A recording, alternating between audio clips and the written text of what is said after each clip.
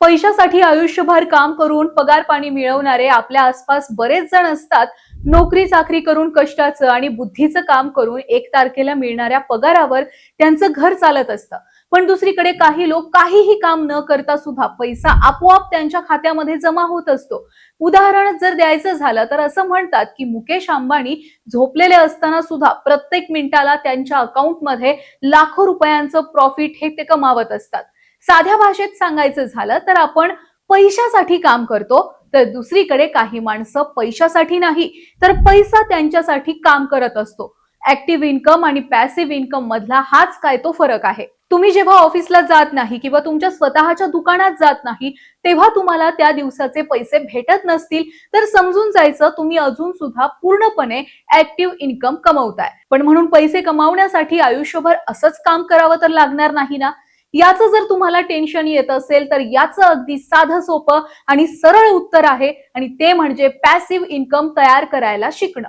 पण हा passive income म्हणजे नक्की असतो तरी काय? अगदी लहान मोठा जॉब करत असलेल्यांनी ऍक्टिव्ह मधून पॅसिव्ह इन्कम कडे हळूहळू शिफ्ट कसं व्हायचं? पूर्णपणे पॅसिव्ह इन्कम कमवण्याचे नक्की कोणते कोणते पर्याय सध्या आपल्या भारतामध्ये उपलब्ध आहेत? आणि हो, खरंच काहीही काम न करता सुद्धा पैसे कमवता येतात का? सगळ्या प्रश्नांची उत्तरं समजून घेणार आहोत आजच्या आपल्या या विशेष व्हिडिओमधून. नमस्कार, मी प्रिया आणि तुम्ही पाहताय अर्थक्रांती. हरामीचा पैसा कधी कमवायचा नसतो, काम करावं आणि कष्टाचंच खावं ही वाक्य आपल्याकडे हमखास वापरली जातात. त्यात थोडंफार तथ्य असलं तरी पैशासाठी मात्र हे लागू होतच असं नाही. पैसा हा कमवता देखील येतो आणि तयार देखील करता येतो. पण मग हे नेमकं कसं काम करतं ते समजून घेण्यासाठी सर्वात पहिल्यांदा आपल्या ऍक्टिव्ह इन्कम आणि पॅसिव्ह इन्कम म्हणजे नक्की काय असतं हे थोडक्यात सविस्तर समजून घेऊयात. जिथे वेळ आणि तुमचे कष्ट हे थेट तुमच्या पैशाशी जोडलेले असतात त्याला म्हणतात सक्रिय पैसा, थोडक्यात ऍक्टिव्ह इन्कम. थोडक्यात तुम्ही काम केलं की पैसा मिळतो, काम थांबलं की पैसा देखील थांबतो. तुम्ही करत असलेला जॉब, चालवत असलेलं दुकान किंवा मग ट्युशन क्लासेस, फ्रीलान्सिंग ही सगळी झाली तुमच्या ऍक्टिव्ह इन्कमची उदाहरणं. तर दुसऱ्या बाजूला जिथे सुरुवातीला थोडी मेहनत करावी लागते, भांडवल गुंतवावं लागतं, त्यानंतर मात्र अगदी तुम्हाला फारसे एफर्ट्स न घेता तुम्हाला नियमित प्रॉफिट मिळत राहतो, हा झाला निष्क्रिय पैसा. थोडक्यात पॅसिव्ह इन्कम म्हणजे लहान मोठे उद्योग, म्युच्युअल फंड मधील गुंतवणूक, खरेदी केलेले स्टॉक्स, जागेचे भाडे, ऑनलाईन कोर्स ही सगळी झाली पॅसिव्ह इन्कमची उदाहरणं. पण म्हणून पॅसिव्ह इन्कम फक्त सोन्याचा चमचा तोंडात घेऊन आलेल्या श्रीमंत व्यक्तींनीच कमवायचा का? आणि आपण फक्त ऍक्टिव्ह इन्कम वरच आयुष्य घालवायचं का?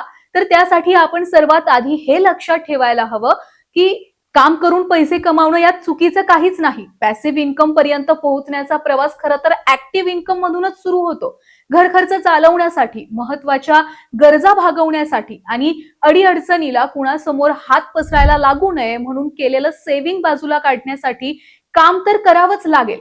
पण एकदा का या गरजा पुरवून तुमच्या हातात जास्तीचा पैसा हा पडू लागला तर तुम्ही त्याची गुंतवणूक करून तुमच्या पॅसिव्ह इन्कम कमावण्यासाठीचा प्रवास हा सुरू करू शकता.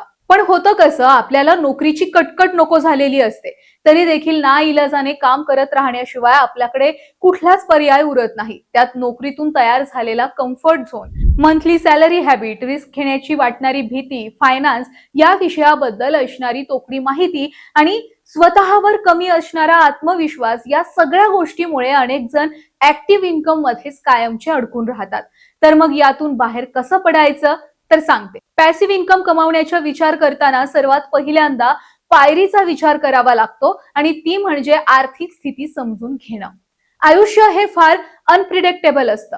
म्हणून पॅसिव्ह इन्कमच्या मागे धावण्याच्या सुरुवातीला किमान 6 महिने घर खर्च आणि इतर वैद्यकीय खर्च पुरेल इतका इमर्जन्सी फंड हा बाजूला काढून ठेवायला हवा. सेव्हिंग अकाउंट तसेच लिक्विड म्युच्युअल फंड मध्ये तुम्ही हे पैसे बाजूला काढून ठेवू शकता. जर कुटुंब तुमच्यावर पूर्णपणे अवलंबून असेल तर हेल्थ इन्शुरन्स, लाईफ इन्शुरन्स यांची देखील तरतूद तुम्ही करून ठेवा. एकदा का हा फायनान्शियल बेस हा मजबूत झाला की तुम्ही SIP, PPF सारख्या लहान सहान गुंतवणुकीला सुरुवात सुद्धा करू शकता. पॅसिव्ह इन्कम कमवण्यासाठीची दुसरी आणि सर्वात महत्वाची पायरी येते ती गोल सेटिंग. मला पॅसिव्ह इन्कम कशासाठी हवा आहे, किती हवा आहे आणि केव्हापासून हवा आहे या 3 प्रश्नांची उत्तरं मिळाली की तुमचा गोल हा सेट झाला असं म्हणता येईल.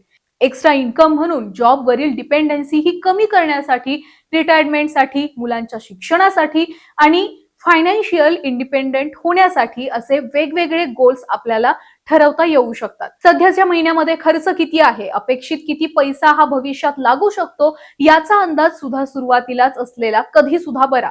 2-3 वर्षामध्ये अग्रेसिव्हली गुंतवणूक करून 5 ते 10 वर्षात सिस्टमॅटिक पद्धतीने किंवा अगदी 15 वर्षांनंतर शांतपणे थेंबे थेंबे तळे साचे या म्हणीप्रमाणे गुंतवणूक करून तुम्ही पॅसिव्ह इन्कमच्या दिशेने तुमचा प्रवास हा सुरू ठेवू शकता. SIP, mutual fund, dividend stocks तसेच fix deposit, commercial property, rental property, सोने खरेदी हे गुंतवणुकीचे पर्याय पॅसिव्ह इन्कम मध्ये येतात. पण त्यासोबतच YouTube channel, blogging, website, online course, e book, franchise model business, affiliate marketing, पुस्तकं, गाणी यांच्या रॉयल्टी असे हजारो पर्याय तुम्हाला चांगला पॅसिव्ह इन्कम मिळवून देऊ शकतात. त्यामुळे जरी गुंतवायला पैसे नसले तरी सुद्धा ही कौशल्य आत्मसात करून सुद्धा हा पैसा तुम्ही उभा करू शकता. आता सर्वात महत्वाचं म्हणजे पॅसिव्ह इन्कम मध्ये कामच करावं लागत नाही असं जर तुम्हाला वाटत असेल तर ते पूर्णपणे चुकीचं आहे बरं का. खरं म्हणजे सुरुवातीला बरीच मेहनत, कष्ट, वेळ आणि नियोजन करून तुम्हाला हा पॅसिव्ह इन्कमचा सोर्स हा उभारावा लागतो. नंतर हळूहळू सिस्टमॅटिकली ऑटोमेशन करून तुमचे कष्ट हे तुम्ही कमी करू शकता किंवा ते हळूहळू कमी होत जातात. म्हणजेच किमान नियोजन, देखरेख हे काम पॅसिव्ह इन्कम मध्ये आहेत. कोणताही इमर्जन्सी फंड न ठेवता गुंतवणूक करणं, हाय रिटर्न्सच्या मागे धावणं, खूप लवकर एक्सपेक्टेशन्स ठेवणं, मित्र करतोय म्हणून आंधळेपणाने निर्णय घेणं, तसेच लीगल डॉक्युमेंटेशन कडे दुर्लक्ष करणं आणि इमोशनल डिसिजन घेणं हे सगळे तुमच्या पॅसिव्ह इन्कमच्या प्रवासातील सर्वात मोठे अडथळे ठरू शकतात. हे देखील तितकंच खरंय.